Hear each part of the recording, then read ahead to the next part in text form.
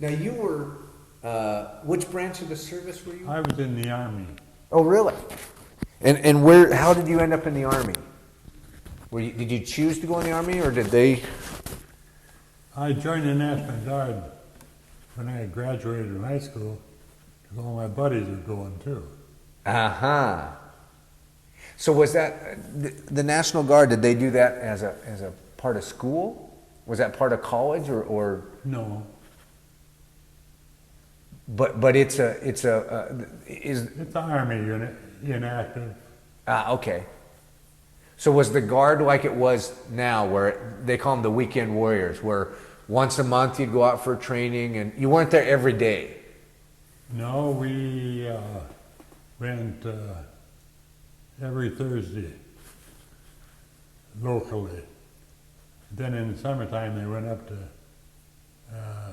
Grafton, which was a small campway up in the northern part of the state, and had 2 weeks training Oh, really? in the summertime. So what type of training did they give you? Well, this was an infantry unit, and it was a heavy machine gun unit I was in. So did they have real weapons for you to practice with or not? Oh yeah. I used to pack the tripod, and then my assistant would carry the machine gun, and we'd flip at the same time and kept training that to see how fast we could do it and be loaded and ready to go. A lot of times out in the woods there would be with blank ammunition. So you had your pack on and you had all your... Oh yeah. So what's that like when you were running through, to carry all that stuff? You get in pretty good shape, or? Oh, it's good shape. It's kind of heavy ones. Well, it's your bedding, your clothes, and eating utensils, and all your equipment to pitch you half of the tent. So was that pretty good training? Oh yeah, very good. Even more so than just for war, but just kind of life training. Yeah, more so. Did you grow up from being a high school kid to become an adult? Was this part of the rite of passage, or? Yeah. So all your buddies were going into the Guard. You decided you'll go with them? Yeah, because I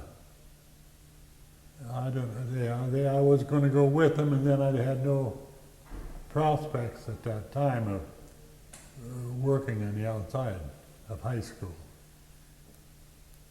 Now this would have been about what year? Do you remember? 39. So this is Depression time. 1939. So the economy is pretty bad. Yeah, No jobs available. not too many. So then December 7th, Pearl Harbor. Do you remember where you were and how you found out? We were in Camp Claiborne, Louisiana.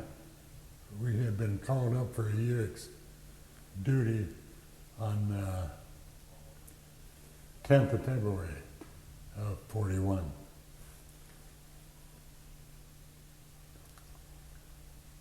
So they knew you got called up for duty because they had a pretty good idea a war was coming? Do you think? I didn't think it was going to be that quick. And then, so we moved immediately, and we were in San Francisco on the 12th. And we slept in the Cow Palace until we figured out what we were going to do. The Cow Palace. Now, I've heard that name. Now, what was the Cow Palace? Oh, it was a big exhibition hall in San Francisco. We slept right in the stalls, ready to keep straw on the floor. And they were supposed to go to the Philippines, but they couldn't get in. So they went up and down the coast there, guarding bridges and trestles and stuff like that. And then on the 18th of April, we headed for Australia on the USS President Coolidge. and we cleaned weapons all the way down there, already packed in Cosmoline, you know. Oh boy. You knew where you were headed. Pardon? You knew where you were headed. You knew you were going to the war front. Well, we were going to Melbourne, Australia. I guess that's pretty close. But It was pretty close. Huh. So so you're 20 years old or something now, right? You're still pretty young. I was 20. 20. Did you really realize what you'd gotten yourself into? Did I what? Did you realize what you'd gotten yourself into? Oh, I don't know. It was my buddies and that, so, you know, sometimes, who cares, huh? So you weren't afraid. You weren't No. thinking, oh no, I wasn't no gung-ho either, but I was not afraid. huh. So they put you on the which ship again to go to Australia? The USS? President Coolidge. And what was it? A Navy ship? Oh, no, this is a big, just like I suppose all these other big fancy ships. They must have 3,000-4,000 troops on there. And we went unescorted. So we stayed pretty close. And I've talked to people here that were in the Navy and were in the same territory down there when we started across to Melbourne. They were spying on us, so to speak. No, they were there if we needed them. Wow. Huh. So what were when they put you on this ship, what are your quarters like? What did you do? Because it must have taken you, how long do you think? No, you had a regular bunk you slept in. Pretty tight quarters like the Navy is. And we did work, they had classes, but they were cleaning new equipment mostly. All packed in Cosmoline, and they had to get them sort of spit dry, you know, and they inspect them about every hour, and then we had drills with them, dry run, so to speak. Oh, really? Huh. So you get to Australia, and you get off the boat there, or they take you somewhere else? No, we got off the boat permanently, and we stuck around all that day, and then we were going to get on a smaller boat and go to New Caledonia. That's an island group north of Australia there, in the Solomon Island group. And what was at New Caledonia? Pardon me? And what was there? What were you headed to? Well, we were going to jungle train in the mountains, so to speak. And we stayed there until the 10th of October, and we were headed for Guadalcanal then.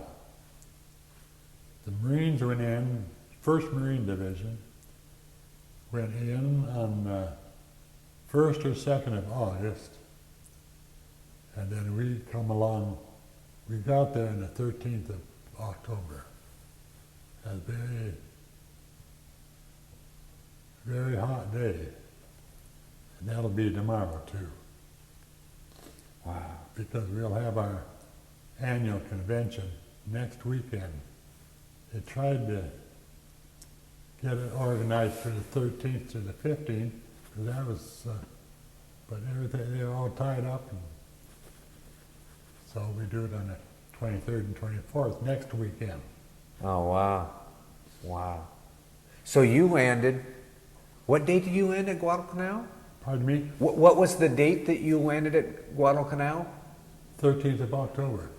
So, tomorrow. Friday the 13th. So that would be 51 years ago Tomorrow. tomorrow. Yeah. Wow.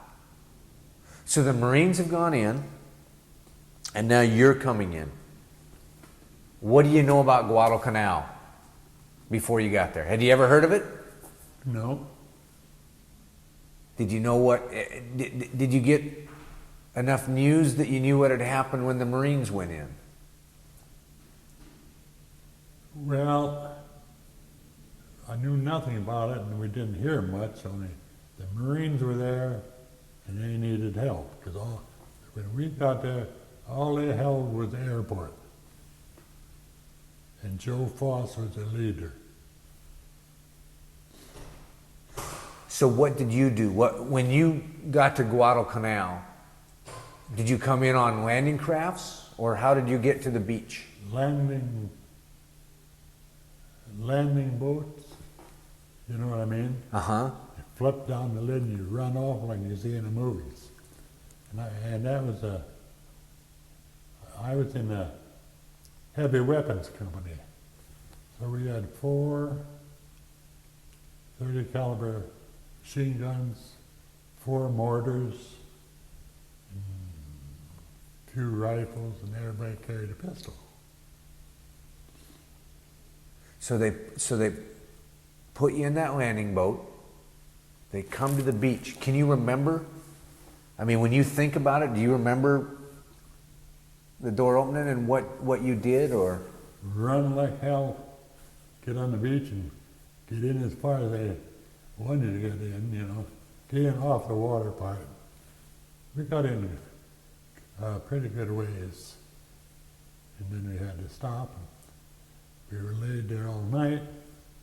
In fact, that's the same time as the Coral Sea battle is what took us in. Oh, you know what that was. I know a little bit of it, yeah. And they were shelling the airport and falling short. So we were right in that area, because boy, you hear the pieces buzzing all over, you know. And then we didn't lose anybody that night. In fact, we lost very few that night. I'm talking about the regiment. So, I guess, so you get off, you make your way up the beach, and you're going to hunker down for the night, right? Is that, were you in foxholes, or what was it like? Did you sleep at all, I guess, is my first one. No, you slept whenever you could, but it wasn't very long. And we moved out and set up our company and set up our machine guns and find out what we was going to do right away. And they would have a line of machine guns from here to here, and they all covered everybody, crisscross. And that's unless we didn't hear any noise, we kept pretty quiet. So are you on the beach at this point, or you've started No, to? we're inland farther. So is it jungle? What's it like? It was all jungle. Cuts away here and there. Could you see your enemy? Pardon me? Could you see your enemy or not? You could hear them. They would be tied up in the palm trees and shoot you as you went by. They say, well, if we shoot and wound 100, it'd take 500 to take care of them. See? That was their idea to begin with. Huh. And they're scattered. They're Yeah. all over the place. So what you've got, when you're moving forward, you've got backpack on and all your stuff, or? Well, not all the stuff, because that's coming up in a truck. But we're carrying just enough to get by, and so we can move around quickly, you know. Be here and there and back and then over. Now, was there a feeling of chaos, of confusion, or No, so we were pretty well organized and knew that we had to go to point A up here and get control of the area. and where are the Marines at this time? Oh, they're all over. They're out there. Don't worry, they're out there. They were holding onto the airport anyhow. Until we got out to one side or the other and could break up a camp or two, you know. And they were very glad to see us. So do you remember when you physically met up with the Marines? Did what? When you physically met up with the Marines, when you actually could see them and talk to them, or did that ever happen? Oh yeah, that happened off and on. Sometimes you never knew it because they looked just like we did. Huh. See, that's the thing that's amazing to me, is to think, okay, the Marines have gone in, and now the infantry's here, and you're all over this island. How do you know you're not shooting at each other?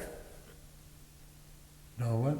How do you know that you're not shooting the wrong person, that you're not shooting the Marines, or They know. it's that organized? Yeah. Huh.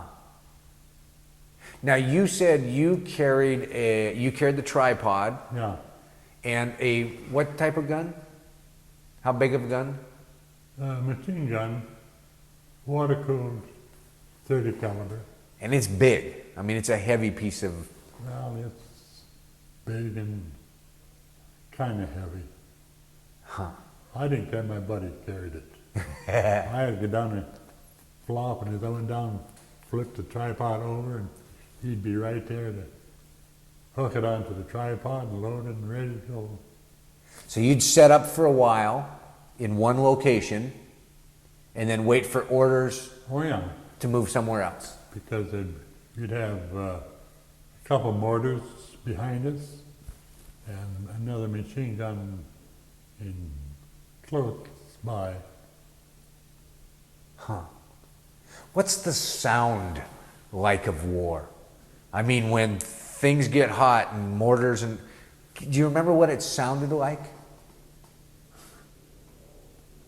Yeah, just a lot of noise and confusion really, but we were well protected,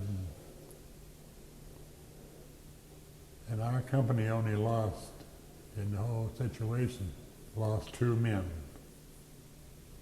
out of 100 and I don't know how many. Wow. Boy, you were very lucky. Do you, did you ever think that you might get it? Or did you think... No, I didn't. Do you remember what went through your head while all this was going on? Were you afraid, or were you... Oh yeah, a certain amount, but you figure you got your buddies with you, you got the equipment, you got the training, and the officers are right there with you, and they're ready to go too. So everybody's in it together. Pardon me? Everybody's in it together. Yeah. You're all in the same... Do you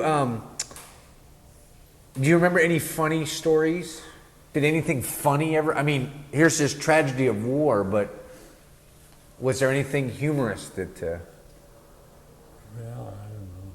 Yeah, well, yeah, one of the fellas earlier, maybe that first night, we thought we had dug a little trench and it might have been that deep. He was laying on his back with the field glasses, and when these airplanes come over, he'd watch them open the door and say, "Here it comes." And if you hear it, forget it. If you don't hear it, it's already gone past. Really? Oh yeah. Oh, wow. Huh. And we saw Joe Foss, he was the ace. One day they had a big fight, must have been 100 planes, and they got most of them. And he got shot down, and they had 2 men followed him, 2 planes followed him all the way into the water. And I say to this day that he was back in the air within the hour. Really? So they picked him up, got him back in, dried him off, and he's still living in Southern California, and he hangs out at some VFW club because his name was mentioned in his Simpson trial. Who was that cop that they were after once? oh, You know who I mean? yeah. Well, he said he'd been in that same club and had talked to Foss. Oh, really? Yeah, What a small world, huh? sure is. What about, do you remember food? What you ate? What did you eat when you were out at Guadalcanal? Oh, they had chow, with sea rations, you know. What's that like? I've heard a lot of stories, but Not like these cans of teeny weeny beans and beef hash and stuff like that. It wasn't bad. is there a meal that you can remember that they fed you over and over and over that to today you just can't stand thinking of it, or not? Oh yeah. But we got along good. Now, the sea rations, did you carry those yourself, or did they set up a mess tent, or? Now, usually you carry them yourself, because a little package of 4 or 5 cans, you know, and you just eat them cold. Huh. Do you, so after Guadalcanal, Well, after Guadalcanal, that was, we say was secured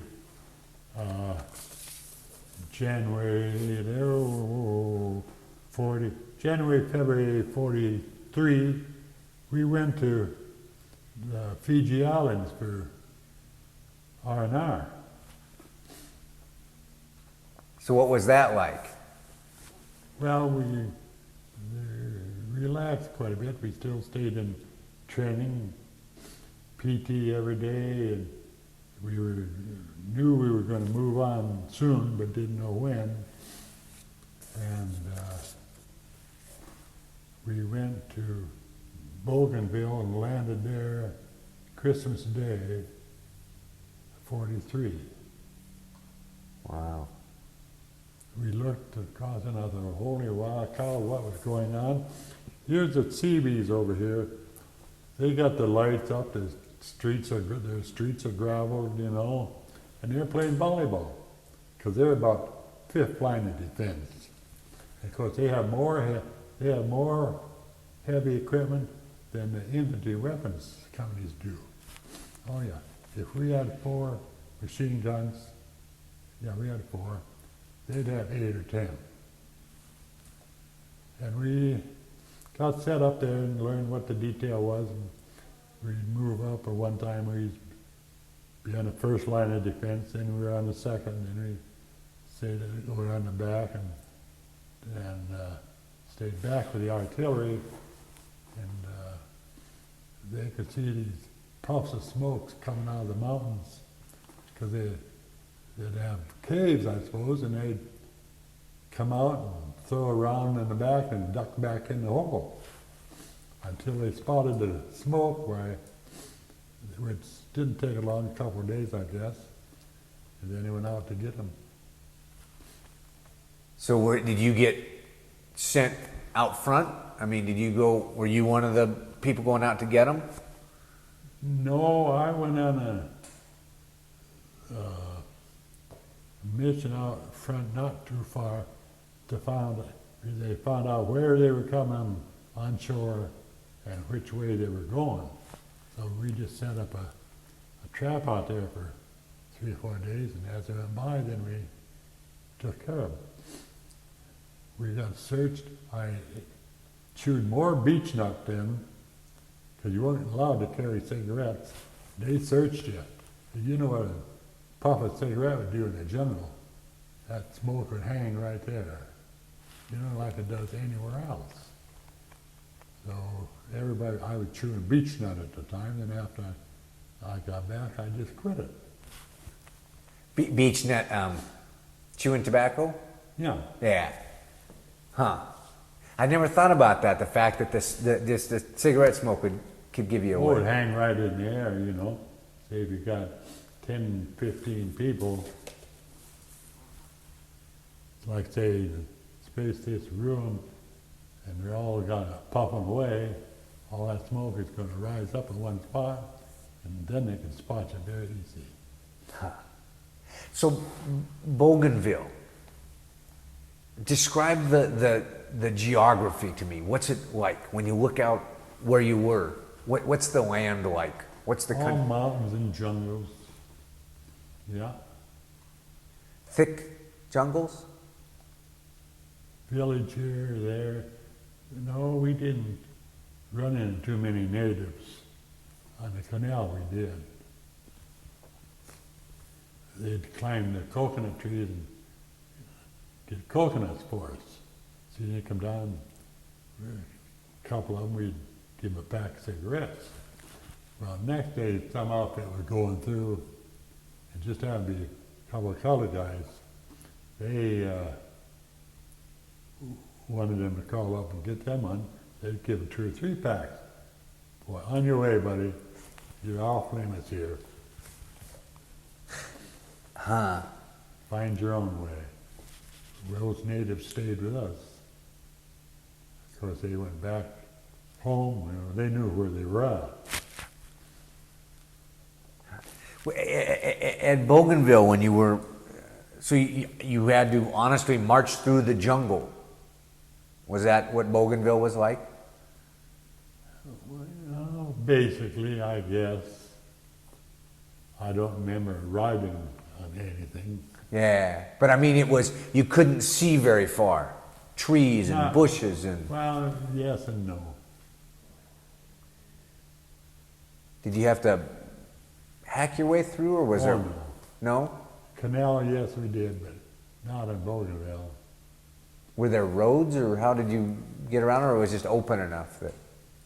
Well, I suppose there was makeshift roads, what they had or what they needed to make it. Because they never saw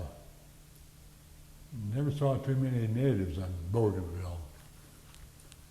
I suppose they were back in the hills taking care of themselves. But they were there, I suppose, done us a lot of good. Now, were you the first in at Bougainville, or had the Marines come in before you, or other Army infantry, or... Where was that? At Bougainville? Well, the Seabees were already there. So they came and Yeah. made... They had the roads made. Their streets were, set up a camp and street lights, and they gravel in the streets. And they were out playing volleyball. All the lights were on when we come. Well, they were fifth in line. Now, did you fly into Bougainville, or how did you get to Bougainville? Oh, by ship. By ship again, okay.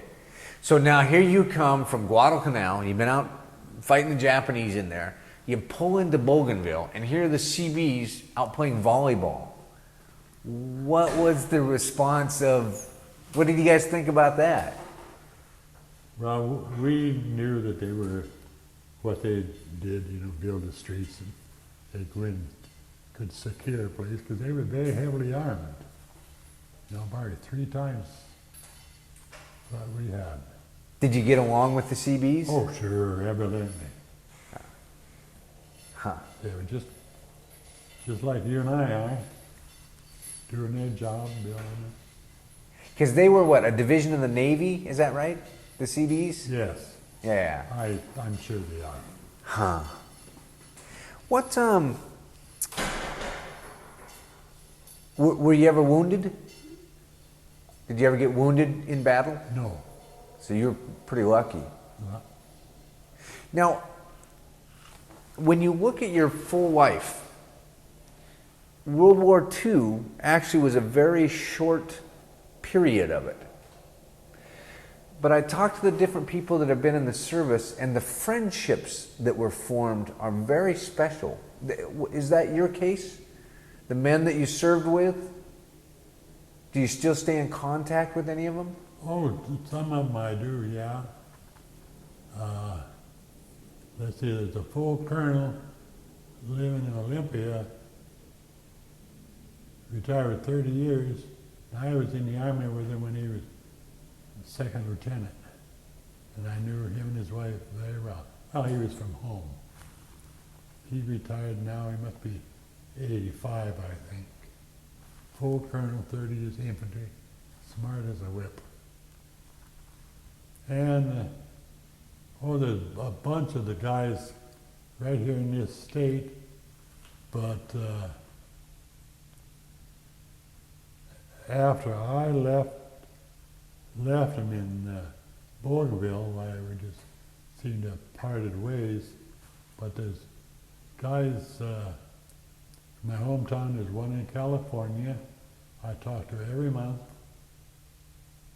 And of course I'm limited to funds, very limited. And then there's 3 in New York, and all over. And I call one of them, he'll call the rest, and then pretty soon one will call me back, and I'll rather than write letters, you know. I can't write very good anymore. So what's it like when you talk to them? I mean, is there a special friendship that you have that's different than anybody else, you know, because you served? We just talk, what are you doing, how are you feeling, and what have you been doing, you know, and lately one of the fellas has gotten pretty feeble, and he lost his wife, and of course that's what started everything. And his kids, and he went down to drainage, and the kids would take him out in a wheelchair, make him stand up and walk till he got a little tired, then he let him sit down, rest him in, get up and walk again. And I talked to him one day, and he said he had opened his book, and the next number was my number he was calling. So then his daughter cut in, yeah, your name was next, and I insisted you call him because he wanted to talk to you. And the rest of them are all, well, the other one in New York, he has to be in his middle 80s. And there was a certain group that we had for draftees that took their basic training, and then they were assigned right there to a certain group overseas. So they were several years older, and of course now he was losing his eyesight, and his wife was diabetic, and of course I am diabetic, I have been for years. And from the guys back home in Jamestown, forget it. They're too busy to write or even call you. Huh. And that's where we started out from.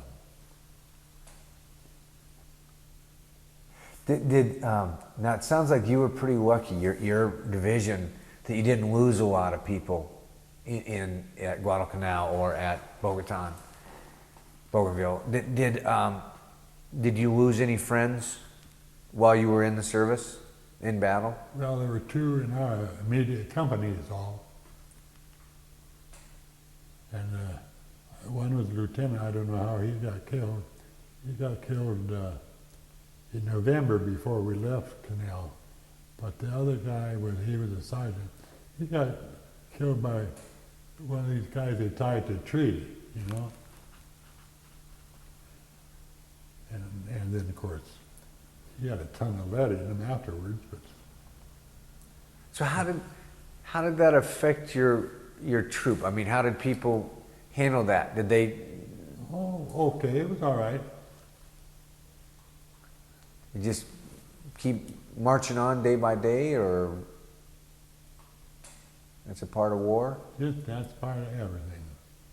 Huh.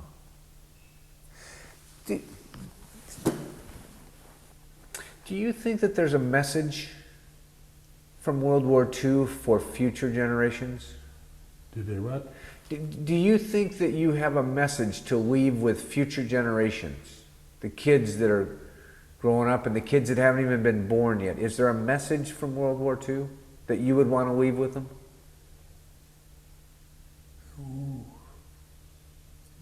Only that as a coming up age,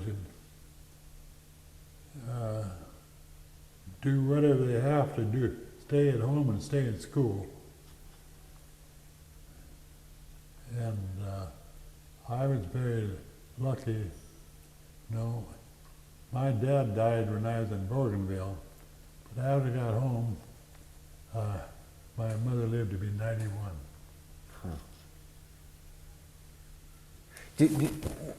When you were in the service, like in Bougainville, could you get news? Did you know that your father had passed away, or did you find that out way later? Real late. Now, we were on the Fiji Islands, and I found out about it. And so the guys in the company, if I could have gone home, they policed up around $300 and give it to me. So I went to the Red Cross, and they said no, I didn't have to go home. I had a brother who could handle everything. Oh, he was 11 years old. He couldn't handle nothing. So I went to the island commander who had lived in Jamestown. And he was a brigadier general, and he refused to let me go. Huh. So we took the money and had a party. That's the only thing he'd do. Wow. That must have been hard. Was that some of the harder aspects of war, that separation from home and where you were? I mean, was that hard to deal with? Did you get homesick? Oh, well, not homesick. I just wanted to get back to the States and carry on doing something. And it was in Bougainville, we were out on this, I was telling you about catching this trail and setting a trap for him. And one day, we were out there for a week. One day the messenger came out from back at camp. I was picked to go home. I had 90 points. I said, right now? No, when you come back in. And I was taking a little bit of the beach landing training because they were going to the Philippines from there. And I come back to the States. Huh. Do you remember any holidays while you were in the service? Christmas or anything like that? Oh yeah, they had, I wasn't anywhere where Bob Hope was, but I saw Randolph Scott and a whole bunch of them. Because we, in our kitchens, we had to make donuts. Then the Red Cross would take and give them out. So that didn't sound very good either. So you made donuts. Well, our kitchens did. And then the Red Cross took them and gave them out. They took them to the show that night, like they would Randolph Scott was there and passed them out with the coffee and. Huh. Was that hard? I mean, what did they do for Christmas? Did you guys try to bring some Christmas spirit over there, or were you too busy fighting the war, or? Well, Christmas. Well, we were fighting and then we weren't fighting and that time, and no, did nothing special unless you got something in from the States. And that was it. Huh. Did you get mail from home? Letters? Oh yeah. Were they censored? Pardon me? Were they censored? No. Now, the letters that you sent home, did you know that a lot of those got censored? I suppose they did. How can you tell? Because they didn't want you to give they didn't want you to tell anybody where you were because it was secret. You know, so Supposedly. supposedly, huh? Yeah. Are you proud that you served? Oh yeah, very proud. Do you remember where you were when the war ended? When you heard the war was over?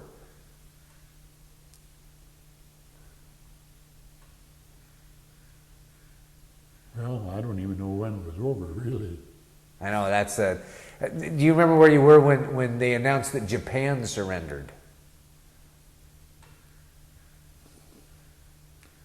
Yeah, where were you? Yeah. I was back in North Dakota. So what were things like back home? Was the economy terrible? When you came back home? Oh, few people, like business people I knew probably. Yeah, otherwise, nothing. Did you wear your uniform when you came back home?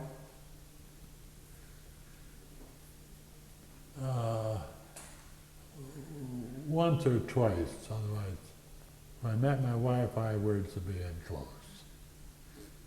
I knew her dad was a sheriff, and I knew her in high school, but never talked to her or anything. I graduated in '39, she graduated in '42, and we've been married 55 years.